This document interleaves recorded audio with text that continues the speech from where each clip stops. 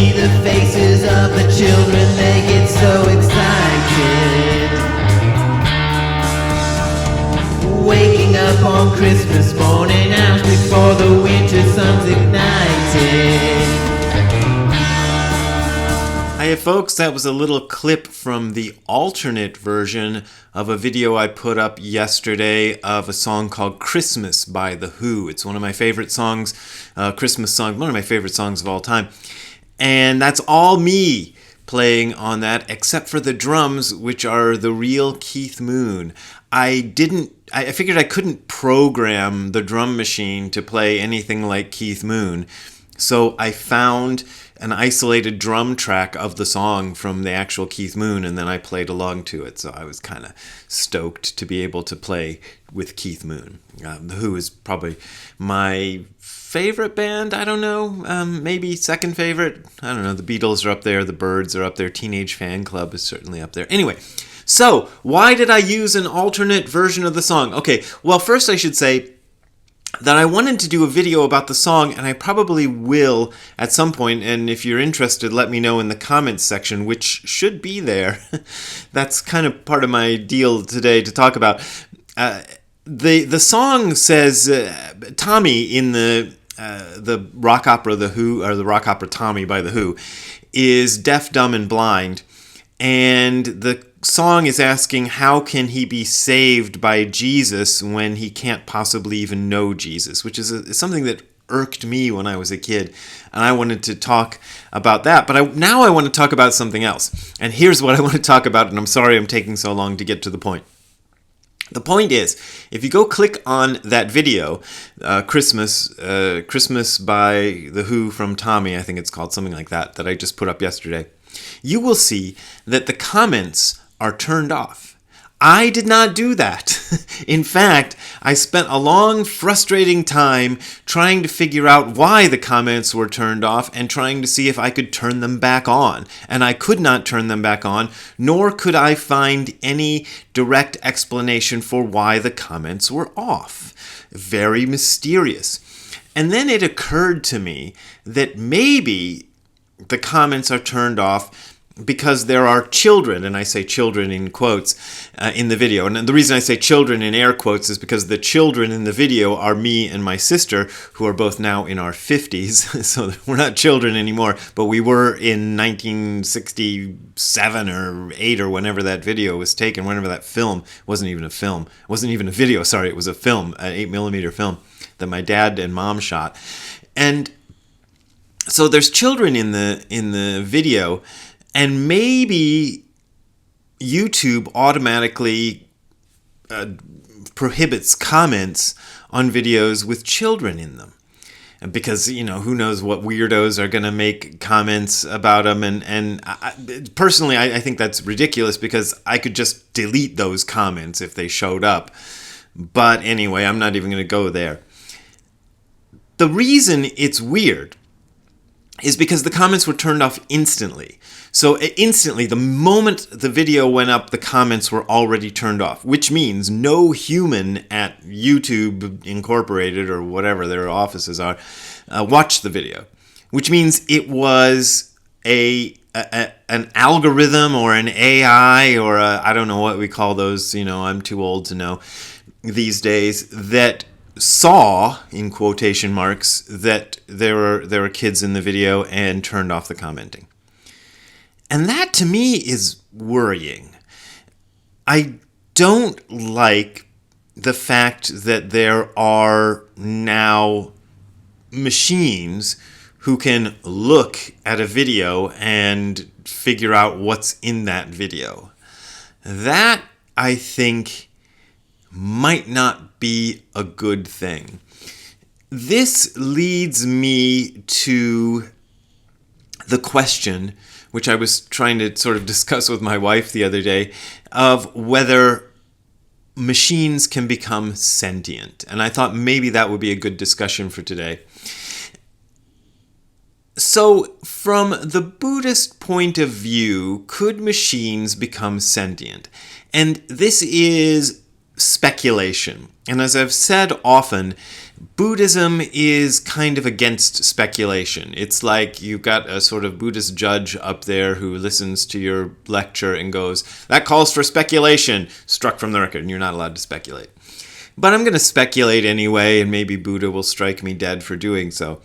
But I think it's an interesting question. And bottom line, so you don't have to watch the next 10 minutes of the video or however long I go, I don't know.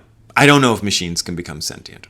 But judging from the sort of Buddhist philosophical point of view, I'd like to kind of discuss the problem. So if we take the point of view of panpsychism, which Buddhism is not panpsychism, although there are some points in which Buddhism and panpsychism kind of agree. But panpsychism, in case you don't know, is this idea that everything in the universe has some kind of, I think they use the word consciousness rather than sentience. But consciousness and sentience are kind of related words that are often used as synonyms for each other. And so their idea is even basic elementary particles like electrons and leptons and whatever the hell else there are, I don't know, science stuff, have some sort of consciousness. Not the same as human consciousness, but some level of consciousness. And that the reason consciousness like human consciousness, like I think I have, exists is because all of these particles assemble in a specific way and create sort of conscious beings. But even rocks and stones and pieces of paper have consciousness too at some level. So that's panpsychism. Buddhism is different, and sorting this out philosophically is quite difficult because it kind of, what Buddhism tries to do, especially if you're looking at Dogen's Buddhism, which is my favorite form of Buddhism, what it tries to do is kind of transcend all of those categories. But if you look at earlier forms of Buddhism, for example, the Lankavatara Sutra. I've been reading the Lankavatara Sutra a lot lately. Lady? Sorry, that's my Jerry Lewis imitation. I've been reading the Lankavatara Sutra, and I read the Red Pine version, and I went back just recently and got the older version by Dwight Goddard and D.T. Suzuki, which I haven't quite finished, and maybe I'll do a video about it when I finish it, which is quite different. But the Lankavatara Sutra is one of many Buddhist documents from the past that put forth this idea that the universe is mind only. And it is a foundational document for what is called Yogacara Buddhism, or often Vijnanavada, or consciousness only, or mind only. So this gets real murky because Buddhists often use Vijnana, consciousness, and Chitta, mind, and these sometimes, depending on which sutra you're looking at, they're used as almost synonyms for each other, and sometimes they're contrasted, and it's made clear that we're talking about two different things, that consciousness is one thing and mind is another thing. And in the Buddhist way of expressing things, mind is that which experiences everything, including mind. So it gets weird. So mind is everything, and consciousness is usually designated as an ability of mind. Whereas if you look at Advaita Vedanta and Hindu stuff, they reverse that, and they use the word mind to mean the ability to differentiate one thing from another, and they use consciousness as the more all-encompassing sort of thing, and they say consciousness is everything. But really, I think they're both kind of verging on the same idea. So, if everything is mind, then could a machine become sentient? But before we do that, let me give you some Dogen quotes that get into this idea of sentience and insentience. Because There is a word that is often used in Buddhist sutras that is translated as sentience. And I've talked about this in other videos, so I'm sorry to bore some of you who've seen those other videos. But the word is ujo. And Nishijima Roshi, my teacher, when he translated Shobo Genzo, did something a little funny. Sometimes he translates ujo as sentient and mujo, its opposite, as insentient. However, there are other times when he translates ujo as emotional, as in, not emotional like, I'm over emotional, I'm emotional, but things which have emotion, and mujo as non-emotional. So it gets a little confusing. I think the reason he did this is because of the overuse of sentient and insentient, and also because this idea is very important if you want to understand Dogen's thought. So he gives you two different ways of looking at it depending on which chapter he's translating. But let me give you a couple of examples, a few examples. In Senjo, which is a chapter about bathing and washing, he says, water is never sentient or non-sentient. The body is never sentient or non-sentient. All dharmas are also like this. All dharmas means everything. And in a footnote to Keisei, Sanshiki, which is sound, voices of the mountains and rivers, I think. No, voices of the mountains and waters. Oh, God. I forgot what that translates to, but maybe I'll put it on the screen. If I remember, I'll go look it up. Anyway, here's his footnote. In general, ujo, sentient beings, means, for example, birds, animals, and human beings. Mujo, non-sentient beings, or the non-emotional, means, for example, grass, trees, and stones. Now, just to confuse you even more, let's read what Dogen says about grass, trees, and stones. This is in a chapter called Mujo Seppo, often translated as the Insentient Preach the Dharma, and it's a bit long, but let's listen. Let us reflect for a while. In the non-emotional or non-sentient or insentient world, are there any grass, trees, and forests or not? Is the non-emotional world infiltrated by the emotional world or not? No. To recognize, on the contrary, that grass, trees, tiles, and pebbles are the non-emotional or insentient is to be incomplete in learning. And to recognize the non-emotional, aka insentient, as grass, trees, tiles, and pebbles is not to have experienced satisfaction. Though we shall now consider the grass, trees, and so on that are seen by human beings and discuss them as the non-emotional, aka insentient, those very grass, trees, and so on are beyond the common intellect. For there are great differences between the forests of the heavens above and those of the human world. The produce of a civilized nation is not the same as that of a remote land, and grass and trees in the ocean are totally unlike those in the mountains. And of course, the Japanese are big into farming what we call seaweed. And when I was in Japan, I learned that the Japanese don't really they don't call seaweed. They tell you all the different plants, the different vegetables. They have names for them, whereas we just go, oh, it's just seaweed. So that's what he means there by the grass and trees in the ocean.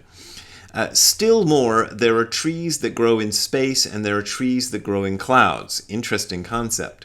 Among the 100 weeds, which are various things, and myriad trees that sprout and grow amid wind, fire, and so on, there are generally those that can be understood as sentient, those that are not recognized as insentient, and those weeds and trees which seem to be humans and animals. Sentient and insentient have never been clearly distinguished. So this idea of sentient and insentient, even though Buddhism often uses this word ujo, which means sentient beings, I used to read it as in contrast to insentient beings, but Dogen just blows that all up and basically says everything is sentient beings.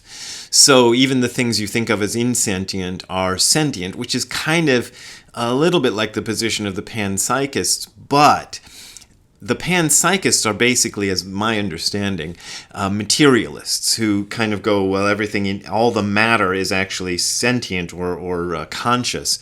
But Buddhists are not materialists, so the sentience itself, the mind itself, gives rise to human beings, to animals like Ziggy, who's over there sleeping, to books and trees and rocks and everything.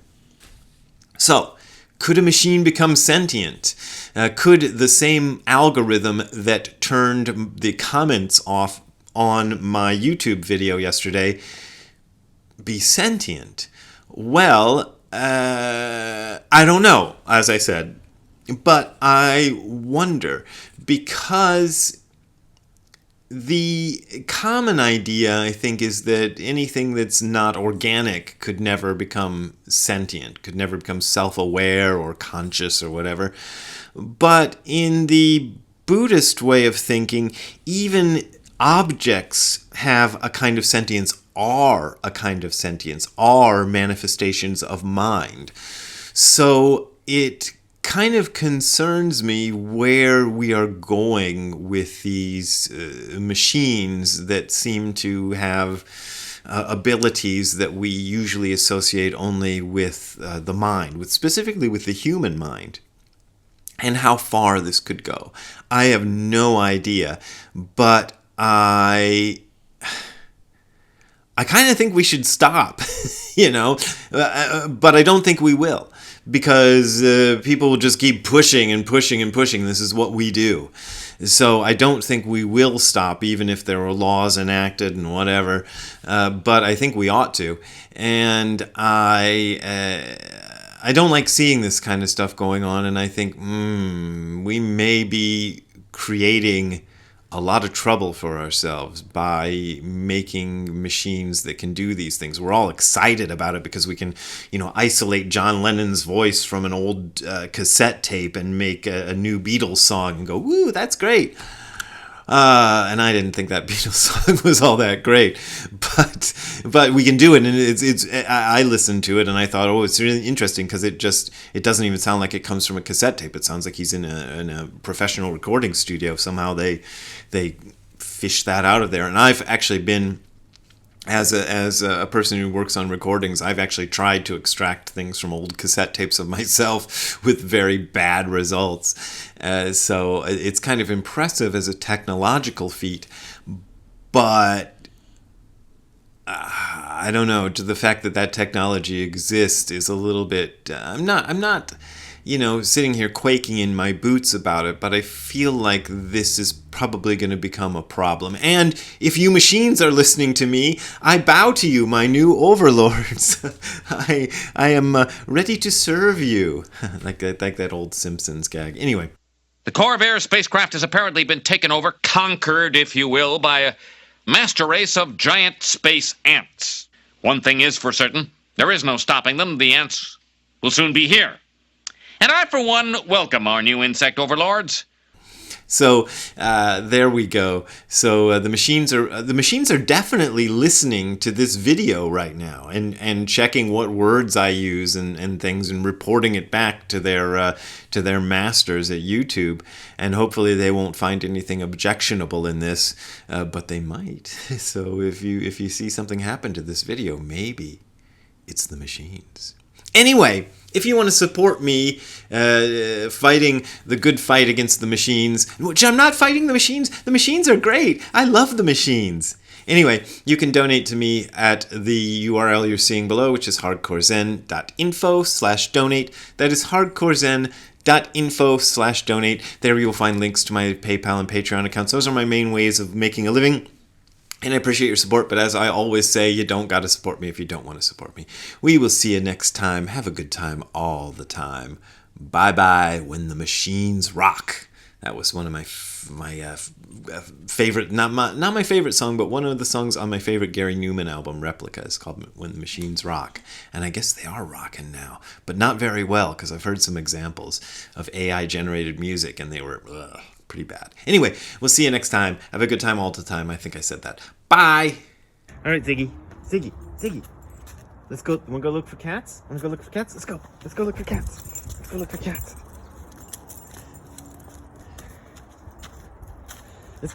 Come on, buddy.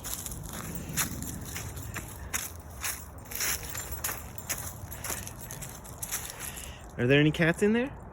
You see any cats? You see any cats?